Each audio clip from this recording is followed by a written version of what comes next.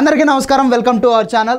నిన్న వైసీపీ పార్టీకి సంబంధించినటువంటి శంకర్ నాయక్ అనేటటువంటి ఒక నాయకుడిని ఆ పార్టీ సస్పెండ్ చేసింది. ఎందుకు అంటే ఈ శంకర్ నాయక్ అనే వ్యక్తి విజయవాడలో ఒక స్పాలో వ్యభిచారం చేస్తూ అడ్డంగా దొరికిపోయాడు. అందుకని వైఎస్ఆర్సీపీ పార్టీ క్రమశిక్షణా చర్యలు తీసుకోవడంతో పాటు ఆ వ్యక్తిని పార్టీ నుంచి సస్పెండ్ చేయడం జరిగింది.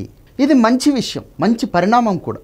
జగన్మోహన్ రెడ్డి గారికి ఈ విషయంలో మనం ఆయనకేమి థ్యాంక్స్లు కానీ లేదంటే కానీ ఆయన్ని అప్రిషియేషన్ కానీ ఇట్లాంటి ఏం చేయక్కర్లేదు. బట్ ఆ పార్టీ తరఫున క్రమశిక్షణా చర్యలు తీసుకోవడం అనేది యాక్సెప్టబుల్. కానీ ఇక్కడ క్వశ్చన్ ఒకటి రైజ్ అవుతుంది. అది ఏంటంటే జగన్మోహన్ రెడ్డి గారు ఇప్పుడు ఈ వడిత్య శంకర్ నాయక్ అనేవాడు తప్పు చేశాడు, మీరు నమ్మారు కాబట్టి అతన్ని సస్పెండ్ చేశారు, బాగుంది. మరి మీ పార్టీలో అంబటి రాంబాబు అని ఒక ఆయన ఉన్నాడు, అతన్ని కాంబాబు సంజనాబాబు అని కూడా పిలుస్తుంటారు. మరి అతన్ని ఎందుకు మీరు సస్పెండ్ చేయలేదు? అడ్డంగా దొరికిపోయాడు కదా 2-3 సార్లు, సంజన సుకన్య అనుకుంటూ, గంట అరగంట అనుకుంటూ దొరికిపోయాడు కదా. మరి ఆయన్ని ఎందుకు మీరు సపోర్ట్ చేస్తున్నారు? ఆయన్ని కనుక సపోర్ట్ చేయకపోతే, ఆయన్ని కనుక సస్పెండ్ చేస్తే మీకు కాపు ఓట్లు పోతాయనా? అర్థమైంది సార్. మరి మీ పార్టీలో గోరంట్ల మాధవ్ అని ఒక యూజ్లెస్ ఫెలో ఉన్నాడనమాట. అతను ఎంపీ అని చెప్పేసి లోక్సభకు పంపితే ఆయన గారు చేసినటువంటి నిర్వాహకం ఘనకార్యం దేశం మొత్తం చూసింది. మరి అతగాన్ని మీరెందుకు సస్పెండ్ చేయలేదు? కురుబ సామాజిక వర్గం ఓట్లు పోతాయనా?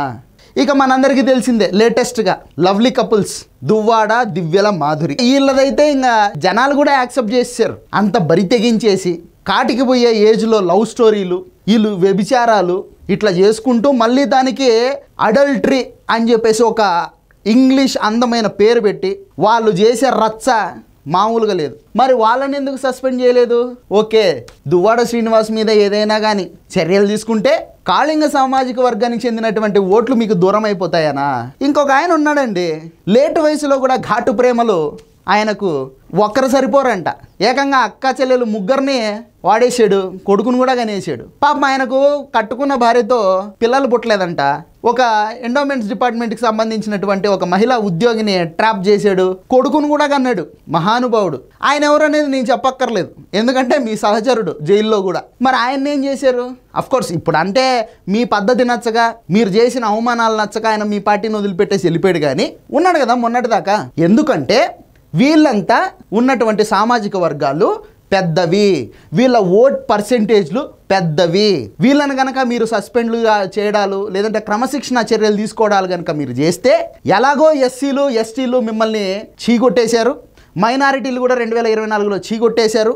మీరు నా సొంత సామాజిక వర్గం అని చెప్పుకునేటటువంటి రెడ్డి సామాజిక వర్గం కూడా మిమ్మల్ని చీకొట్టేసింది. ఇంకా ఈ కాపులు, కాళింగ సామాజిక వర్గాలు, ఎస్సీలు వీళ్ళంతా కూడా చీకొట్టేస్తే చక్కగా మీరు షట్టర్ మూసేసుకొని బెంగళూరులో పర్మనెంట్గా ఉండిపోవచ్చు. దానికి భయపడి మీరు వాళ్ళని మాత్రం ఏం చేయరు. అవంతి శ్రీనివాస్ని ఏం చేయరు, అంబటి రాంబాబుని ఏం చేయరు. వాడొకడు ఉంటాడు యూజ్లెస్ ఫెలో సుధాకర్ అని చెప్పేసి ఎమ్మెల్యే, వాడి దగ్గర పనిచేసి ఆ అమ్మాయిని లోపరుచుకొని అత్యాచారం చేసి కడుపు చేసాడు. మీరు వాడిని ఏం చేయలేదు. ఇంకొక దౌర్భాగ్యుడు ఉన్నాడు, వాడి పేరు ఎమ్మెల్సీ అనంతబాబు. వాడైతే ఏకంగా ఒక దళితుడిని చంపేసి డోర్ డెలివరీ చేశాడు. అంతటితో ఆగకుండా మహిళా ఉద్యోగులకి వీడియో కాల్ చేసి అంగాలు ప్రదర్శిస్తున్నాడు. వాడు డోర్ డెలివరీ చేస్తేనే మర్డర్ చేసి మీరు వాడిని పక్కన పెట్టుకొని తిరిగారు.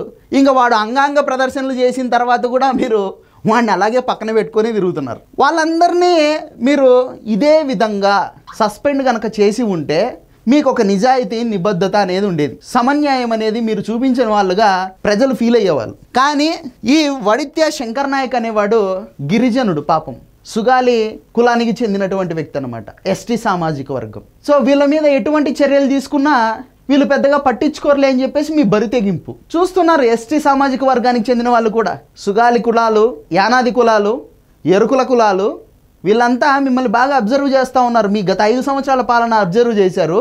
అందుకనే మీకు 2024లో తూర్పుకు తీరి దండం పెట్టండి జగన్మోహన్ రెడ్డి గారు అని చెప్పారు. ఇప్పుడు ఇవి కూడా చూస్తున్నారు. 2029లో మాత్రం మీకు తూర్పుగా చూపించేదాళ్ళు ఖచ్చితంగా మాత్రము ఒక చోట పర్మనెంట్ ప్లేస్ ఉంటుంది, అక్కడ మిమ్మల్ని ఫిక్స్ చేస్తారు.